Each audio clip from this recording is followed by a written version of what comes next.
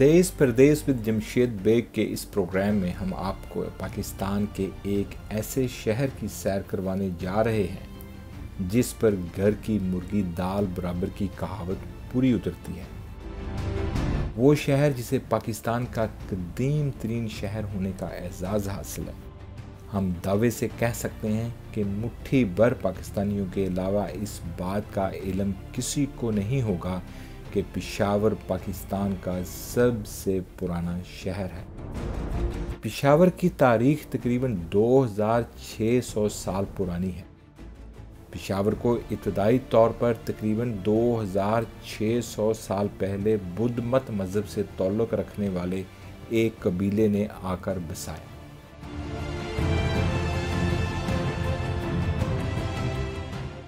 आज से तकरीबन 2600 साल पहले जब पेशावर को एक छोटे से गांव की शक्ल में बसाया गया तो इसे पुरुषपुरा का नाम दिया गया। पुरुषपुरा संस्कृत ज़ुबान के दो अल्फाज का मुरक्कब है। पुरुष जिसका मतलब है आदमी या मर्द और पुरा जिसका मतलब है शहर, जिसे इंग्लिश में हम सिटी ऑफ मैन कह सकते हैं। इस शहर को पुरुषपुरा से पेशावर होने में तकरीबन 1300 साल लगे। जब मुगल शहंशाह जलालुद्दीन अकबर ने इस शहर का नाम बदलकर पुरुषपुरा से पेशावर रखने का फैसला किया। मुगल शहंशाह अकबर ने इस शहर को पेशावर का नाम किस बुनियाद पर दिया, इसके पीछे मुहक्किकीन और मुफक्किरीन की दो मुख्तलिफ आराएं हैं। कुछ मुहक्किकीन के मुताबिक पेशावर संस्कृत ज़ुबान के लफ्ज़ पोशापुरा जिसका मतलब है फूलों का शहर पर मबनी है, लेकिन अरब जुग्राफिया दानों और तारीख दानों के मुताबिक पेशावर फ़ारसी ज़ुबान के लफ्ज़ पेश अवर्दन जिसके लफ्ज़ी मानी हैं पहली आमद का शहर, सिटी ऑफ फर्स्ट अराइवल या फ्रंटियर सिटी जिसका मतलब है सरहदी शहर।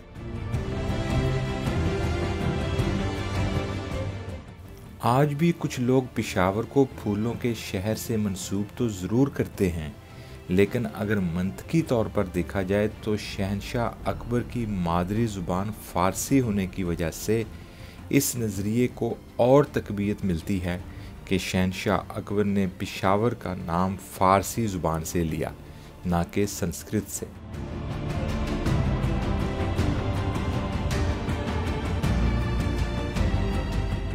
और जुग्राफियाई लिहाज से भी पेशावर खैबर पास अबूर करते ही बरे सगीर इंडिया का पहला शहर है, इसलिए इसे सरहदी शहर का नाम देने की मंतिक तो समझ में आती है, जबकि पेशावर को फूलों से मंसूब करने की कोई मंतिक समझ में नहीं आती।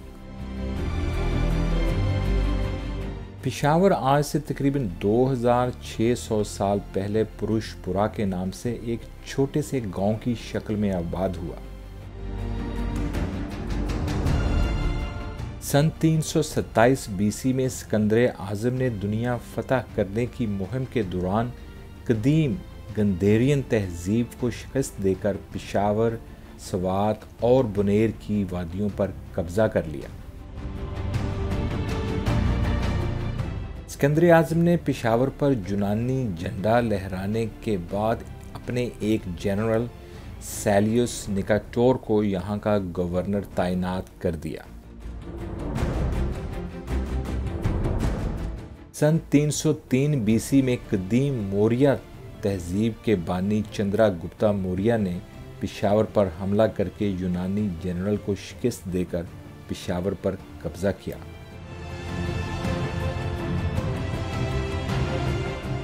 एक 190 बीसी में जब मौर्यन राज शदीद ज़वाल का शिकार हुआ तो ग्रेको बैक्टेरियन तहजीब ने मौजूदा अफ़गानिस्तान में यूनानियों के ख़िलाफ़ आज़ादी की जंग जीतने के बाद पेशावर पर हमला करके मौर्य राज को शिकस्त देकर अपनी हुकूमत कायम की। सन 19 में इंडो पार्थियन तहजीब के बानी बादशाह गोंदोफारस ने पेशावर पर हमला किया। गोंदोफारस ने सन 46 में मर्दान के करीब बुद्ध मत मज़हब की तालीम व तदरीस के लिए तख्ते बाही के नाम से एक बहुत बड़ी खानका तामीर करवाई, जिसके खंडरात आज भी मौजूद हैं। तख्ते बाही का मतलब है चश्मे के पानी का तख्त। पहली सदी के इख्तिताम से पहले ही सल्तनत कुशान के बानियों शहनशाह कजूला कादफिसिस ने पेशावर पर हमला करके अपने कब्ज़े में किया। शहनशाह कजूला कादफिसिस ने पेशावर पर कब्ज़ा करने के बाद अपनी सल्तनत का दारुल खिलाफा बनाया। सल्तनत कुशान का पहला दारुल खिलाफा मौजूदा दौर के अफ़गानिस्तान का शहर बगराम था। इस वक्त तक पेशावर की आबादी तकरीबन 1,20,000 नफूस पर मुश्तमिल हो चुकी थी, जिसकी वजह से सन 100 में पेशावर आबादी के लिहाज से दुनिया का 7वां बड़ा शहर था। सल्तनत कुशान के शहनशाह ने बुद्ध मत मज़हब के लिए अपनी अकीदत का इजहार करते हुए एक अजीम शान कनिष्का महावी बारा के नाम से खानका तामीर करवाई। कुशान शहनशाह की वफ़ात के बाद एक शानदार कनिष्का स्तूपा तामीर करवाया गया, जिसमें बुद्ध मत मज़हब के मुख्तलिफ नमादरात रखे गए थे।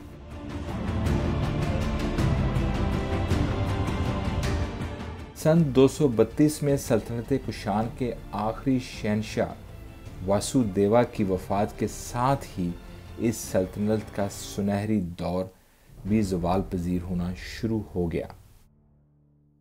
सन 260 में ईरानी सल्तनत सैसानियन के शहनशाह शाहपुर ने पेशावर पर हमला करके कुशान शहनशाह कनिष्का को शिकस्त दी और पेशावर पर कब्ज़ा कर लिया। इस हमले के दौरान शहनशाह शाहपुर ने पेशावर में बुद्ध मत मज़हब की बहुत सारी यादगारों और खानगाहों को बुरी तरह नुकसान पहुंचाया।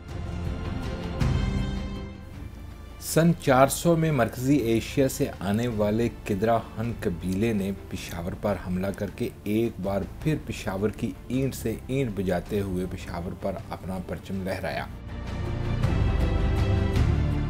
सन 520 में मौजूदा कजाकिस्तान से आने वाले अचगज़ई कबीले ने पेशावर पर हमला करके अपनी हुकूमत कायम की और बुद्ध मत मज़हब से ताल्लुक़ रखने वाले शहरियों पर बहुत जुल्म व सितम किया और इनकी इबादत गाहों को नुकसान पहुंचाया, जिसके नतीजे में सन 630 तक यहाँ से ज़्यादातर बुद्ध मत ख़ानदान हिजरत कर गए।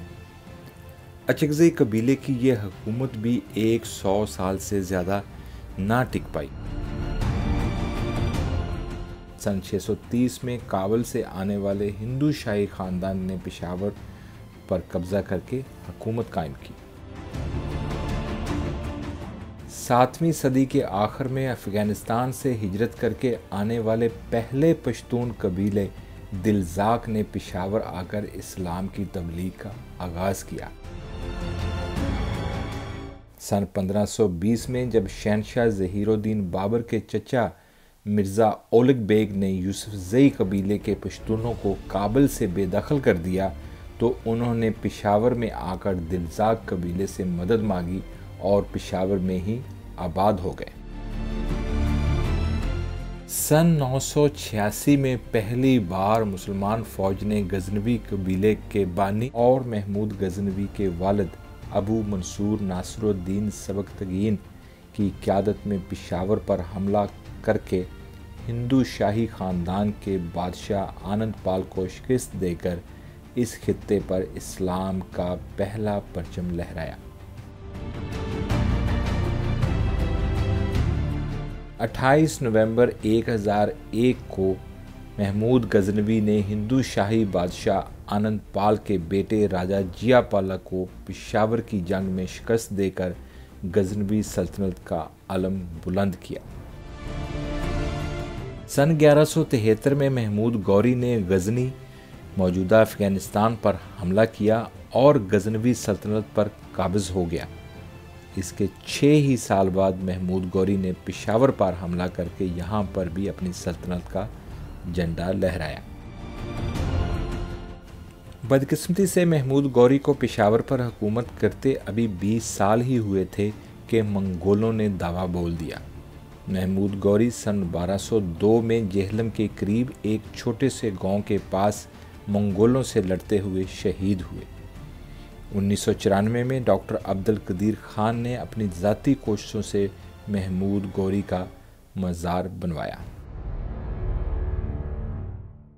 1451 में अफ़गानिस्तान से ताल्लुक़ रखने वाले लोदी कबीले के बहाल खान लोदी की क़यादत में पेशावर पर हमला करके अपनी हुकूमत कायम की।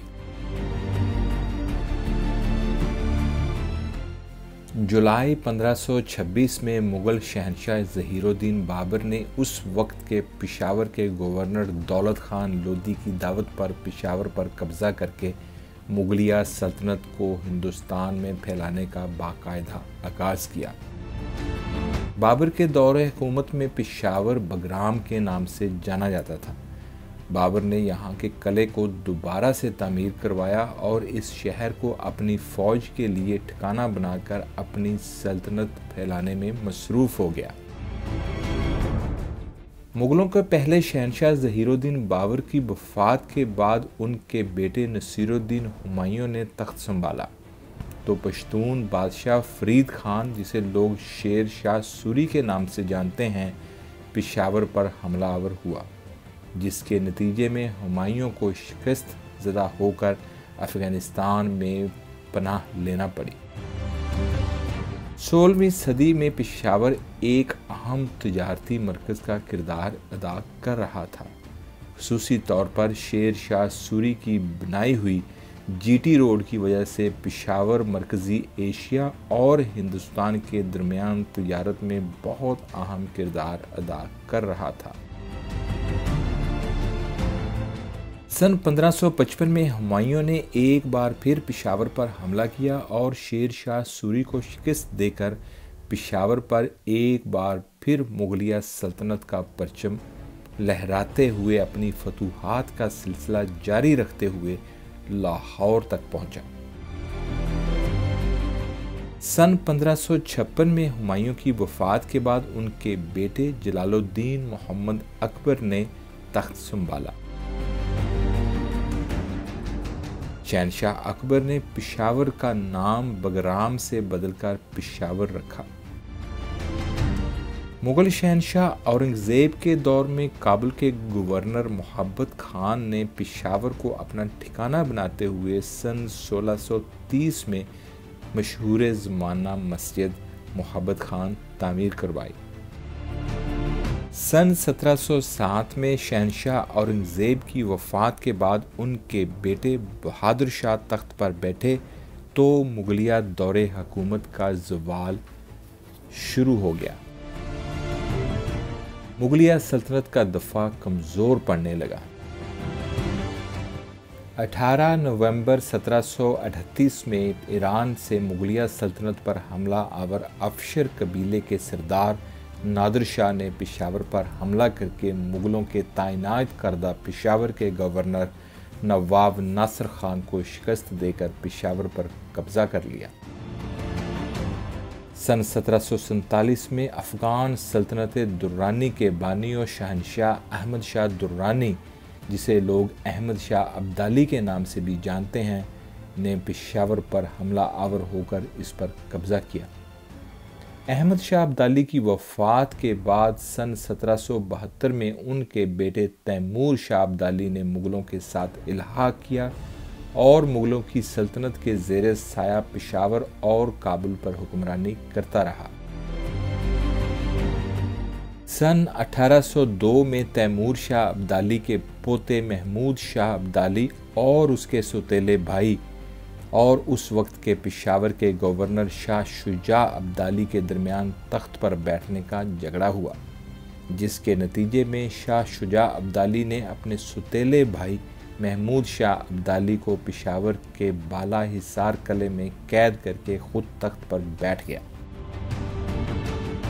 सन 1818 में सिखों के जनरल रणजीत सिंह ने पेशावर पर हमला आवर होकर कब्जा किया, लेकिन सिख ज़्यादा देर तक न टिक पाए और अफ़गानियों के हाथों शिकस्त पाकर पेशावर छोड़कर भाग गए।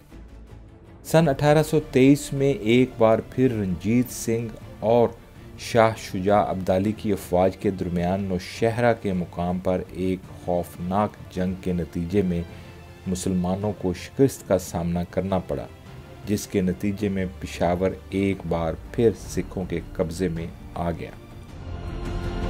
राजा रणजीत सिंह की फ़ौज ने पेशावर की मुआशियत को इस कदर नुकसान पहुंचाया कि 1830 में पेशावर की मुआशियत बिल्कुल तबाह हो चुकी थी।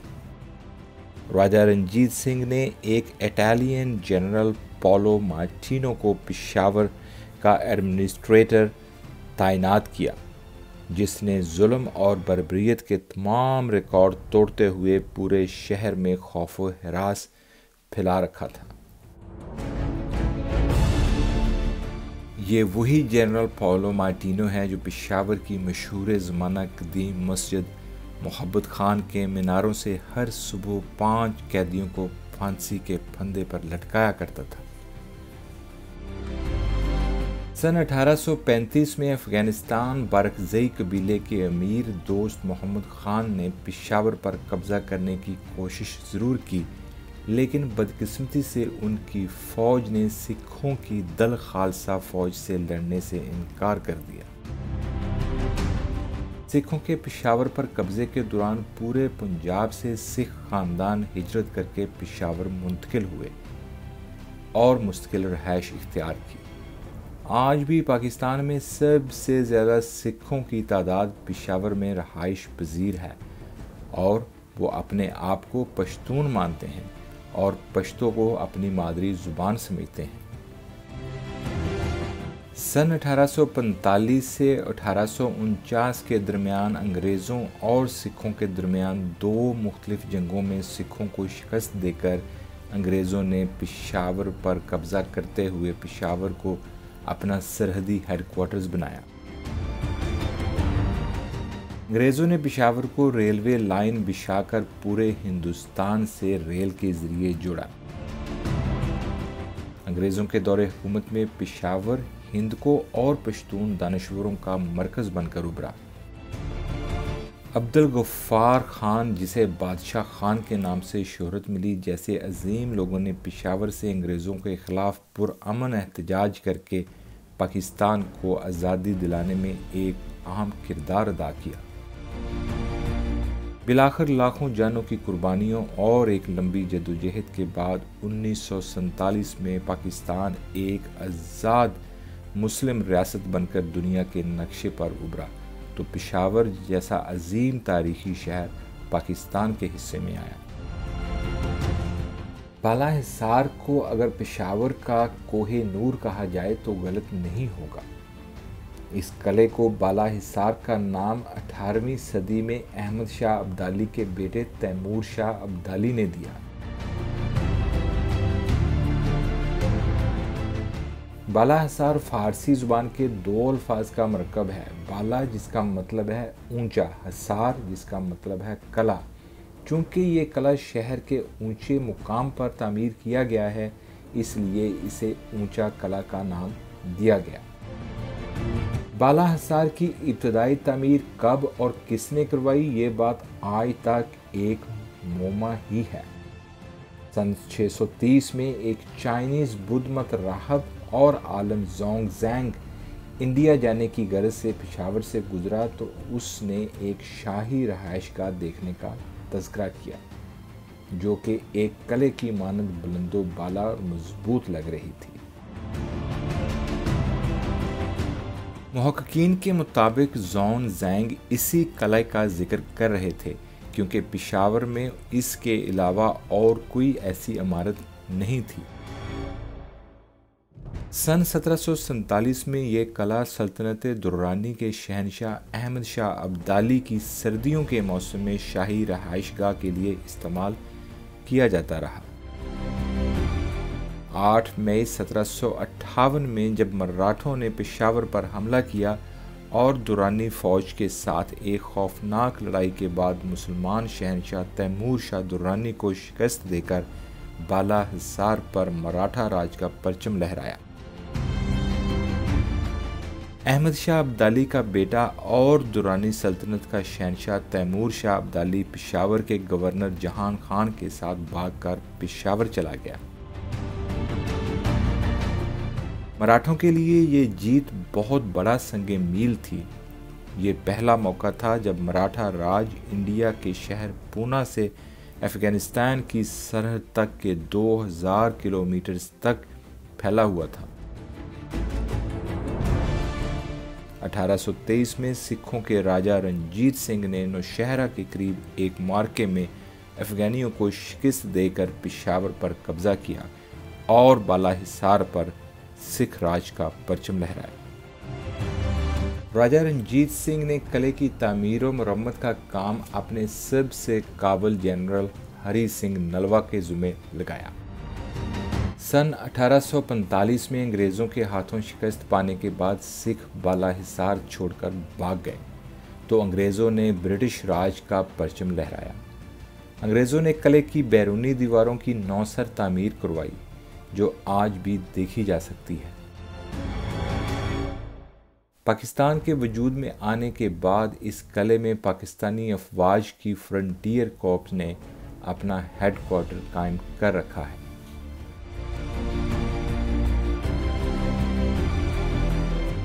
पेशावर का घंटाघर उस वक्त की इंग्लैंड की मलका विक्टोरिया की 60वीं सालगिरह पर उनको खराजे तहसीन पेश करने के लिए तामीर किया गया। पेशावर घंटाघर की तामीर का काम सन 1898 में उस वक्त पेशावर में तैनात British governor sir George Cunningham के हुक्म पर शुरू हुआ।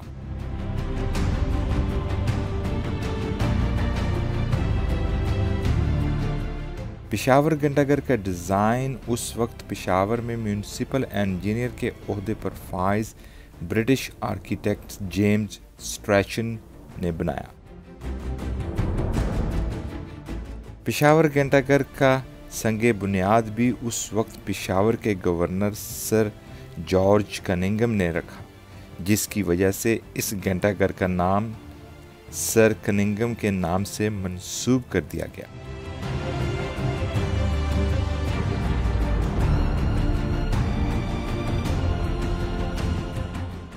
किस्सा ख्वानी बाज़ार पेशावर का सबसे मशहूर और कदीमी बाज़ार है।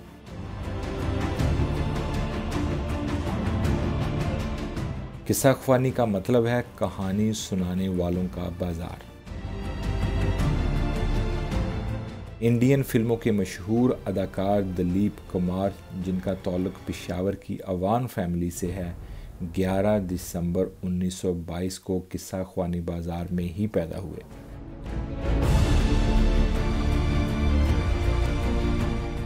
23 अप्रैल 1930 को अंग्रेज़ों की हुकूमत के ख़िलाफ़ एक मुजाहरे के दौरान अंग्रेज़ों के गोली चलाने से 400 लोगों की शहादत भी इसी बाज़ार में हुई।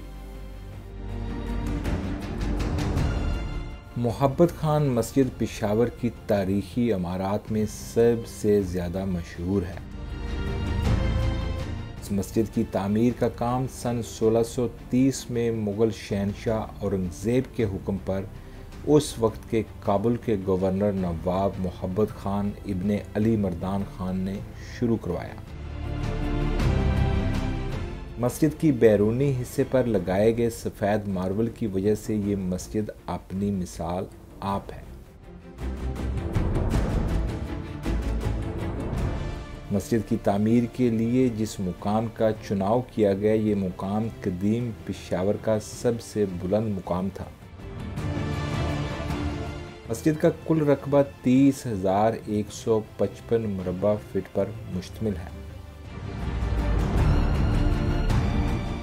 मस्जिद के सहन के बिल्कुल दरमियान में वज़ू के लिए एक तालाब भी बनाया गया है। मस्जिद की बैरूनी दीवार के साथ छोटे छोटे कमरे भी बनाए गए हैं जो कि मस्जिद की इंतज़ामिया के ज़ेरे इस्तेमाल हैं।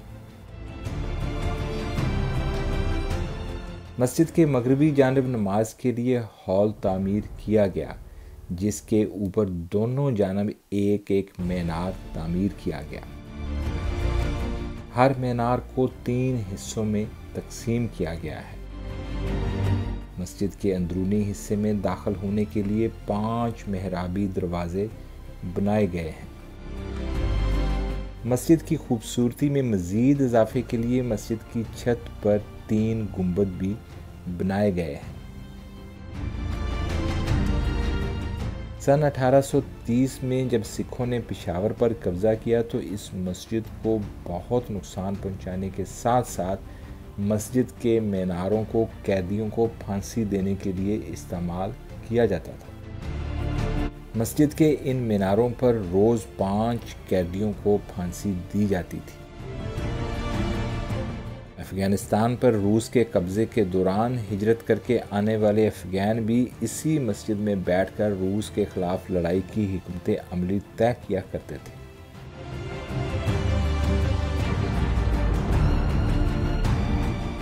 मस्जिद की छत को इंतहाई खूबसूरत रंग बिरंगी मुगलिया तर्ज़ फ़नकारी से सजाया गया है। पेशावर की इस मशहूर व मारूफ कदीम मस्जिद की सैर के दौरान हमारी मुलाकात यहाँ के मुकामी ताजर मोहम्मद तैयब साहब से हुई, जिन्होंने रज़ाकाराना तौर पर हमें मस्जिद के बारे में तमाम मालूमात से आगाह करने की हामी भरी। चलिए तैयब साहब से मस्जिद के बारे में मालूमात हासिल करते हैं। इस मस्जिद का नाम मस्जिद मोहब्बत खान है। ये पेशावर की सबसे बड़ी और तारीख़ी मस्जिद है। ये 1930 में मोहब्बत खान बिन नवाब अली मर्दान खान ने बनवाई थी, जो कि उस वक्त के इस एरिया के गवर्नर थे। मुग़ल दौर शाहजहां और औरंगज़ेब के टाइम पे ये 2 दफ़ा गवर्नर रह चुके। ये मुग़ल फ़न तामीर का एक अजीम शाहकार है। इस मस्जिद में काफ़ी बड़ी तादाद में नमाजी समा सकते हैं, स्पेशली ईदैन और जुमे के दिन। ये मस्जिद फुल तकरीबन भरी होती है और बाहर रोड पे भी काफ़ी तादाद में लोग नमाज अदा करते हैं।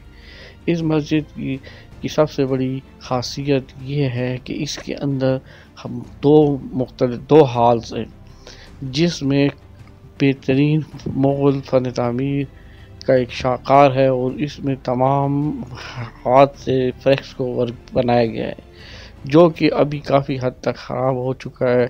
इसके आप देख सकते हैं ऊपर का जो हिस्सा है वो तकरीबन सारा ही असली हालत में मौजूद है, जबकि इसकी दीवारों पे जो नीचे फ्रेस्को वर्क हुआ है ये तकरीबन आज से 20 या 15 या 20 साल पहले रेनोवेशन हुई है। इस मस्जिद के सैन काफ़ी वसी व गलीज़ सैन है, जिसमें एक तालाब है उस टाइम पे, और अब भी लोग वज़ू के लिए इससे पानी लिया करते थे और काफ़ी लोग तबर्रुक के तौर पे भी इसका पानी ले जाया करते और अपनी दुकानों में या अपने घरों के में डालते थे। इस मस्जिद के पीछे एक कारवान सराय है, जो कि वो भी उसी वक्त ज़माने में मोहब्बत खान ने बनाई थी। पाकिस्तान के खूबसूरत और कदीमी मुकामात को दुनिया सियाहत के नक्शे पर उजागर करने की इस छोटी सी काविश में आप भी मेरा साथ दें। इस वीडियो को लाइक करें, ज़्यादा से ज़्यादा शेयर करें और मेरे चैनल को सब्सक्राइब करें, ताकि आइंदा आने वाले तमाम प्रोग्राम आप बाकायदगी से देख सकें। पाकिस्तान तुझे सलाम।